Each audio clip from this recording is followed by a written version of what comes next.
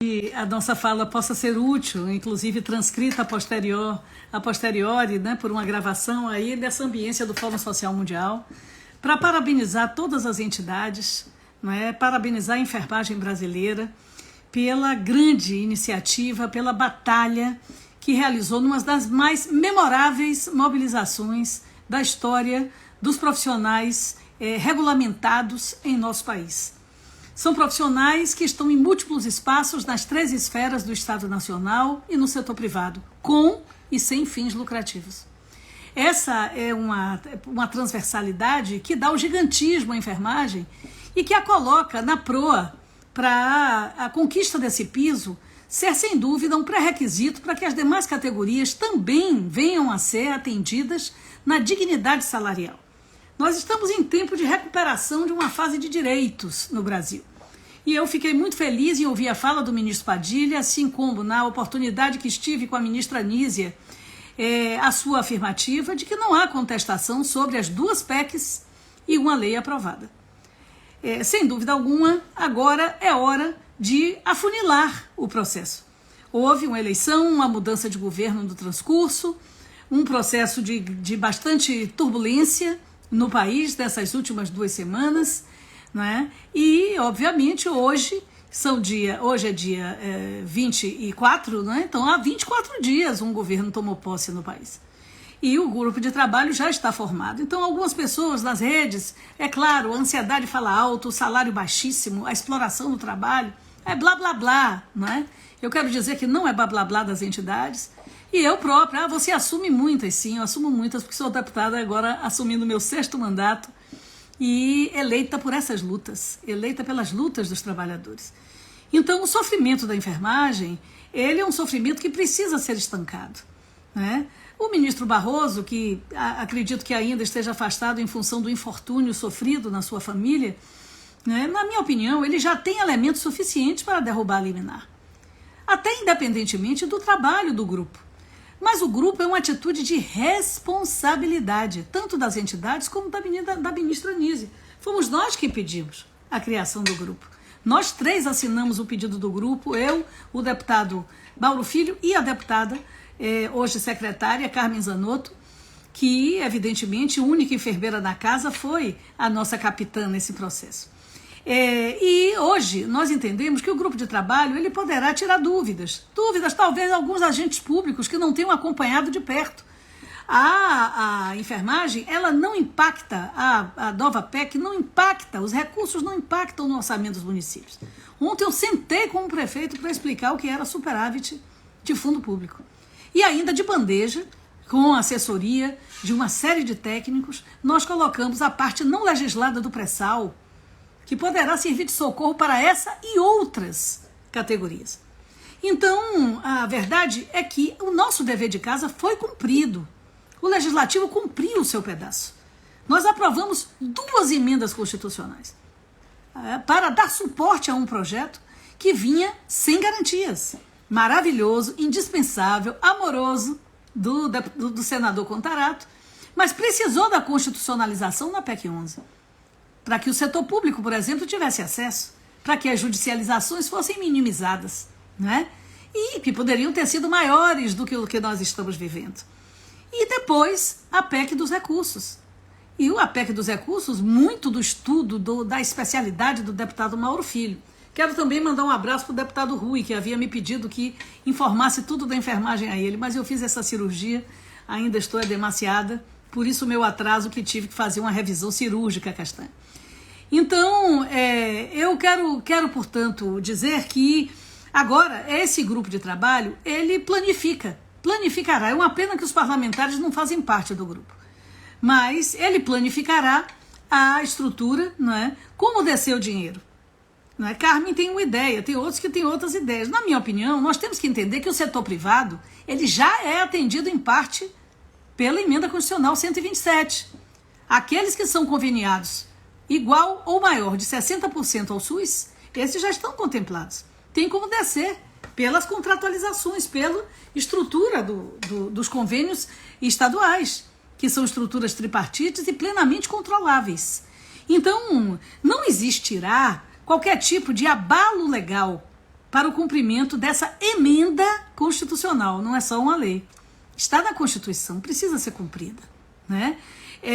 Segundo, o restante do setor privado, que é o setor mais robusto dos grandes hospitais, dos hospitais das capitais, que foram os que provocaram o ministro Barroso para a obtenção dessa liminar lamentável, né?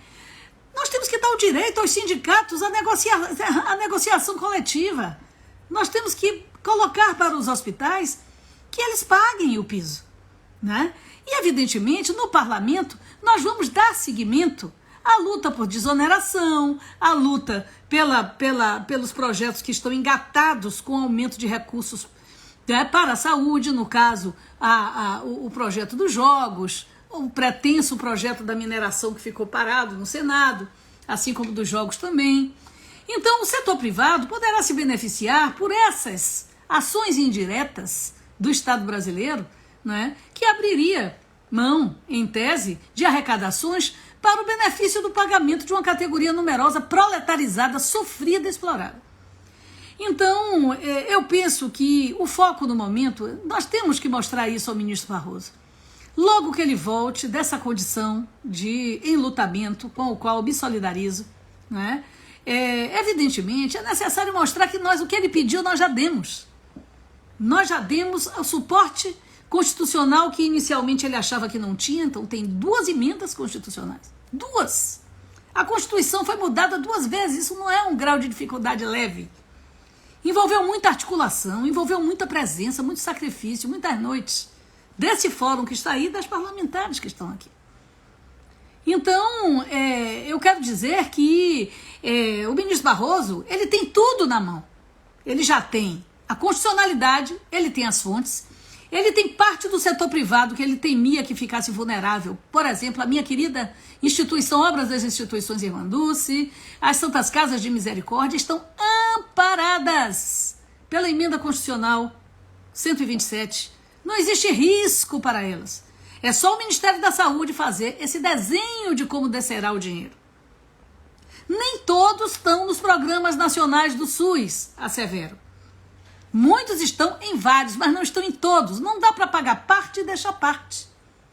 Então, na minha compreensão, o ministro Padilha, maravilhoso, né, que esteve aqui, nós deveríamos fazer a parte que está viabilizada.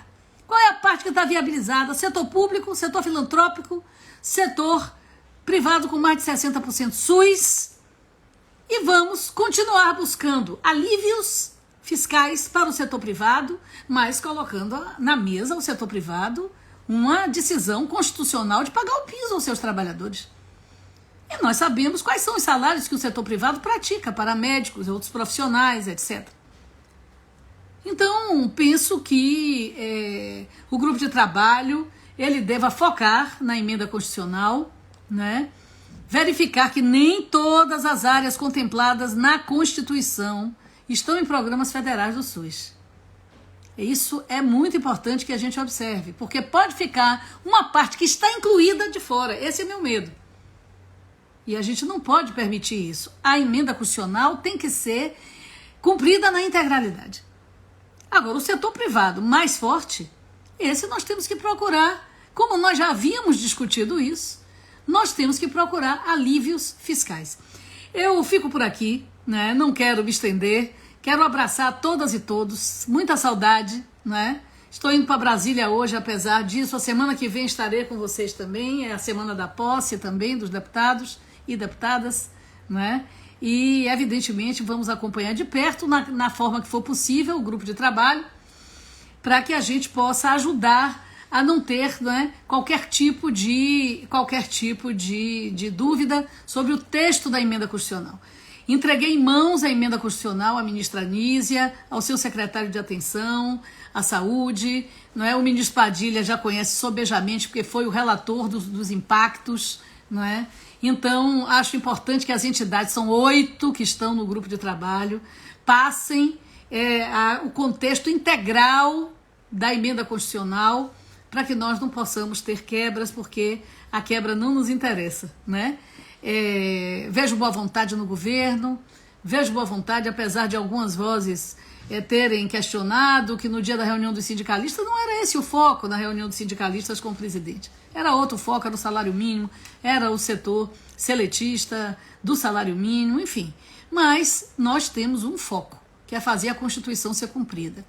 E brevemente, companheiros e companheiras, marcar essa conversa logo que o ministro esteja em condições, não é, de nos receber, para deixar claro que o que ele pediu está entregue. Está nas mãos deles, na caneta dele, né? Apesar do Supremo completamente defenestrado, quebrado, aterrorizado por vândalos, por terroristas, não é? Eles estão em plenário virtual e a gente pede que ele derrube essa liminar. Derrubando essa liminar nos dá liberdade de trabalho, né? Para atender a enfermagem. Como vai ser gravado, eu deixo um abraço a quem nos assistir a posteriori, se houver chance.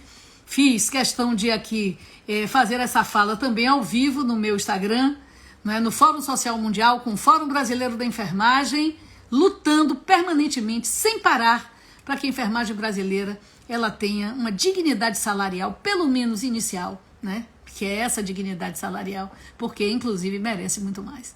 Grande abraço, forte abraço, firmes na luta. Obrigado. Obrigado, deputada Carmen. Pois é, gente. Alice, perdão. Obrigado, deputada Alice. Tá? Então, a deputada Carmen está aí. Pronto, gente. Então é isso, né? Eu fiz questão, porque eles não estavam conseguindo transmitir mais no Facebook, e eu fiz questão de conversar com vocês por aqui, porque, de fato, é aquele momento decisivo. Infelizmente, eu não pude estar semana passada lá, fiz uma cirurgia odontológica, até botei muito nas redes aí. Né? Acabei perdendo um dente saudável por apertamento, né, na campanha. E aí tive que fazer uma cirurgia, 7 pontos na boca, etc. Eu não tive como ir a Brasília semana passada, mas estou indo hoje para um compromisso político e a semana que vem eu já vou antes para a posse e acompanhar o grupo, né?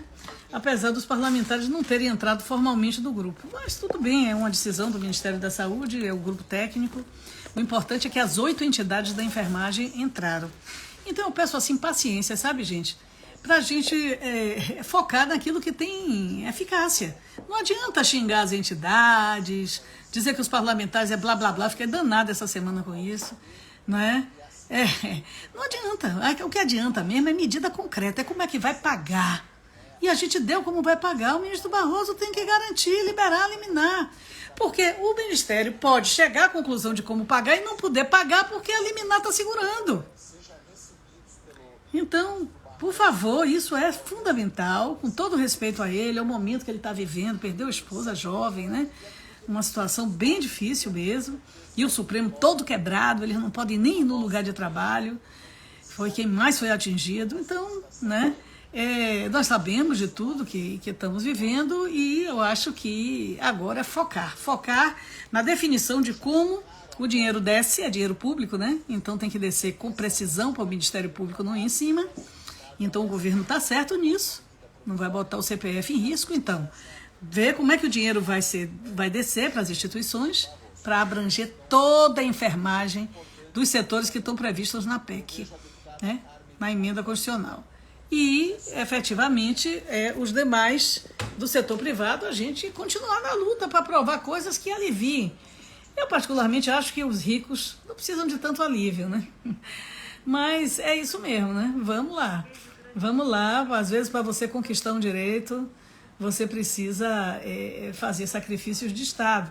R$1 que se tire do cofre público para ofertar ao setor privado com fins lucrativos é um alimento para o Yanomami, né? Mas eles têm condição de pagar, nós sabemos disso. Infelizmente, muitos estão demitindo sem ter coçado o bolso para pagar nenhum tostão de piso. Isso tudo é desculpa, é conversa fiada, não é? Então é isso. Estou vendo aqui valorização dos tais, eu sou uma servidora técnica administrativa da UFBA, inventaram esse negócio de técnico, tirando o nome de servidor. Nós somos servidores do público, servidor público. E estamos aí com a Chapa 1 na universidade para garantir a SUFBA em luta permanente junto com a FASUBRA. Forte abraço, minha gente. Um beijo grande. Estamos juntos, enfermagem, farmácia, fisioterapia, não é? Psicologia, assistência social, servidores públicos, como coordenadora da Frente Nacional do Serviço Público, que garantimos, né, jogar fora a reforma administrativa. Então, estamos juntos nessa batalha. Um beijo grande, viu? Vou desligar, senão fica tarde e vocês estão na batalha. Tchau, gente.